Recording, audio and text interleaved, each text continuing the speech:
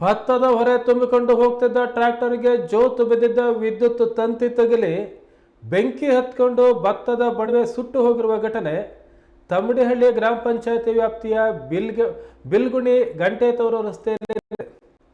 ಈ ಅಗ್ನಿ ಅವಘಡದಲ್ಲಿ ಸುಮಾರು 1 ಎಕರೆ ಪ್ರದೇಶದ ಭತ್ತದ ಪೈರು ನಾಶವಾಗಿದ್ದು ರೈತರಿಗೆ ಲಕ್ಷಾಂತರ ರೂಪಾಯಿ ನಷ್ಟವಾಗಿದೆ.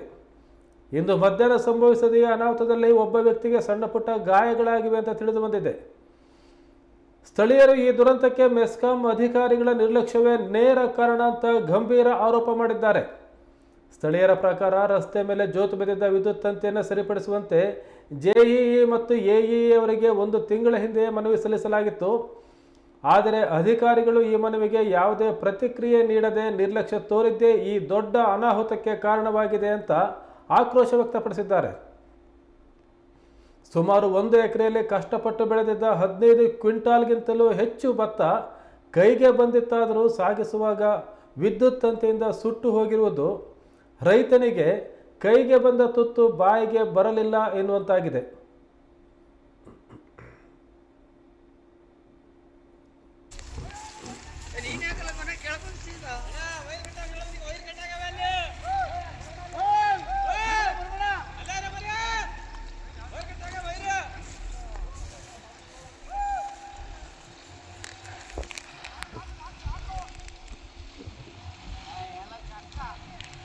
ಅವನ್ ಎಲ್ಲಿ ಬಂದ್ರು ಆಡದ ಇದು ಓಟಕ್ಕೆ ಬಿಡಂಗಿಲ್ಲ. ಅದು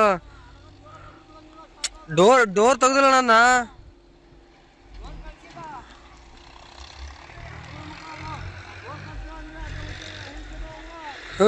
ಎಂತ ಅಷ್ಟು ಬತ್ತಣ ಅದು. ಹಾ